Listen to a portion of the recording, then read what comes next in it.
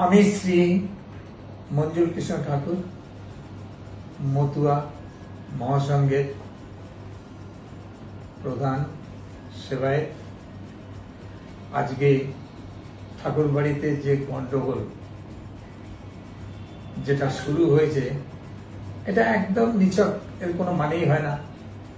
যেটা আমি দেখছি সিএ ক্যাম্প ও ধর্মীয় সার্টিফিকেট দেওয়ার কাজ আমার ছোট ছেলে শান্তনু ঠাকুর আমার অনুমতিতেই নাটমন্দিরে করছে এবং আজ 10 বছর ধরে ওর মা এবং আমার দেখাশুনো এবং ওষুধপত্র যা লাগে শান্তনুই দিচ্ছে, এতে কোনো ভুল নেই। কিন্তু আজকে আমার ওয়াইফ ছবিরানী ঠাকুর এবং সুব্রত ঠাকুর যে মিথ্যা অভিযোগগুলো শান্তনুর নামে করছে এ একদম ভিত্তিহীন। কারণ দেখতে হবে 1934 সালে আমার বাবা প্রমথ রঞ্জন ঠাকুর ঠাকুরনগরে মতুয়া মহাসংঘ তৈরি করেছে। এটা কারুর একার জিনিস নয়। আমি সুব্রতকে তো দাঁড় করিয়েছিলাম বিজেপির থেকে, সে প্রায় 15-16 বছর আগে বনগাঁয়, কিন্তু ও জিততে পারেনি। ও চলে গেল অস্ট্রেলিয়া, সেখানে থাকলো প্রায় 15-16 বছর। এপাশে শান্তনুর উপর অনেক ঘাত প্রতিঘাত এসছে, কিন্তু শান্তনু যদি তখন না থাকতো তাহলে এই ঠাকুরবাড়ি রক্ষা করা মুশকিল হতো। কারণ মমতা বালা অত্যাচারে আমরা টিকতে পারতাম না, সেটা তো ও ঠেকিয়েছে। এই যে উপকার এ তো ঠাকুরবাড়ির জন্যই করেছে, ও তো নিজের জন্য করেনি। আজকে সুব্রত এসছে, 2 ছেলেই আমার, সুব্রত শান্তনু 2 ছেলেই আমার।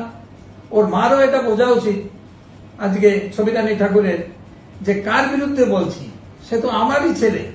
তাহলে আমরা 2 ভাই যদি গন্ডগোল করে মতুয়াদের ডেকে আমরাই মিটিয়ে নিতে পারতাম।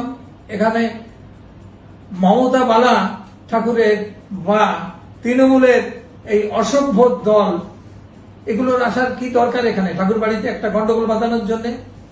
আজকে ছবিরানী ঠাকুর যে সমস্ত, আমি কারোর নামে ব্যক্তিগত কোনো কিছু বলছি না, ছবিরানী ঠাকুর যে অধ্যত্ত এবং সুব্রতর যে অধ্যত্ত, এটা তো ঠিক হয় না।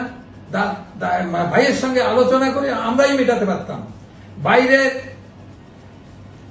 আজে বাজে লোকজন তৃণমূলের এসে ঠাকুরবাড়িতে একটা হল্লা করবে, ঠাকুরবাড়ির শান্তি শৃঙ্খলা নষ্ট করবে, এটা আমরা হতে দেব না। আমি যে কারণে বাড়িতে নেই, যাই হোক আমি দূরে আছি, কিন্তু আমি এই বাড়িটা ভিডিও করতে বাধ্য হলাম, কারণ ঠাকুরবাড়ির রক্ষার জন্যে মতুয়ারা রয়েছে, আমরা রয়েছি, আমাদের সঙ্গে আমরা নিজেরা আলোচনা করে সেটা আমরা একটা সমাধানে আসতে পারতাম। আজকে বাইরের থেকে তৃণমূল এসে তার গুন্ডা পান্ডা এসে ঠাকুরবাড়িতে হই হল্লা করবে না। আমি আসি, আমি প্রধান সেবাই, আমি যেটা করব সেটাই হবে। এখানে কেন 2টো দল, এখানে কেন তৃণমূল আসবে? তৃণমূলের আসার তো কথা না, সামনে ভোট। যদি কোনো অসুবিধা থাকে আমরাই আলোচনা করতে পারতাম, সবাই আছে মতুয়ারা, ডাক দিয়ে আলোচনা করতে পারতাম। আমরা কেন বাইরে আবর্জনা এনে ঠাকুরবাড়ির শান্তি নষ্ট করব? এটা কিছুতেই হতে দেব না। একজন বিজেপির সাংসদ তো অন্যজন বিজেপির বিধায়ক, সম্পর্কে তারা 2 ভাই, মতুয়া পরিবারের মানুষ। কথা হচ্ছে বিজেপি সাংসদ তথা কেন্দ্রীয় প্রতিমন্ত্রী শান্তনু ঠাকুর ও তার ভাই বিজেপি বিধায়ক সুব্রত ঠাকুরকে নিয়ে হঠাৎই এই 2 ভাইয়ের দ্বন্দ্ব সামনে চলে এসেছে, জানিয়ে রাজনৈতিক মহলে তুমুল জল্পনা, একে অপরকে তোপ দাগছেন। দ্বন্দ্ব যখন চরমে এ নিয়ে তখন মুখ খুলে নিজের অবস্থান স্পষ্ট করল মঞ্জুল কৃষ্ণ ঠাকুর। অন্যদিকে নন্দীগ্রামের সমবায় ভোটের ফলাফল নিয়ে কি বলছেন বিরোধী দলনেতা শুভেন্দু অধিকারী, দেখব।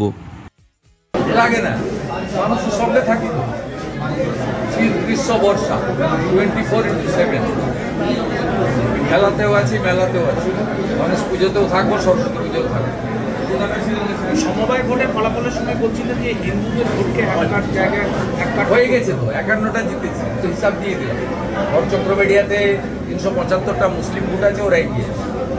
হিন্দু ভোট যাতে ওরা না পায় সেজন্য আমরা প্রার্থী, যেখানে হিন্দু ভোটার বেশি আছে কোথাও ওরা জিততে পারে। প্রমাণিত 51টা জিতেছি।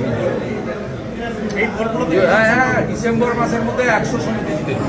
এই ভোটগুলোতে বিধানসভা ভোটে এই ভোটগুলোতে বিধানসভা সেটা তো আমরা করি না, প্রতিদিন সবার জন্য কাজ করে। কিন্তু ওরা বলে আমরা হিন্দুদের পার্টি, আমরা কি করবো ভাই? ওরা বলে আমরা গেলে এই হিন্দুদের পার্টি। আমরা ভারত মাতার জয় বলি, আমরা বলি ভাই তোমরা জয় শ্রীরাম করতে অসুবিধা আছে, হিন্দুরা বলি তোমরা ভারত মাতা কি জয় বলো।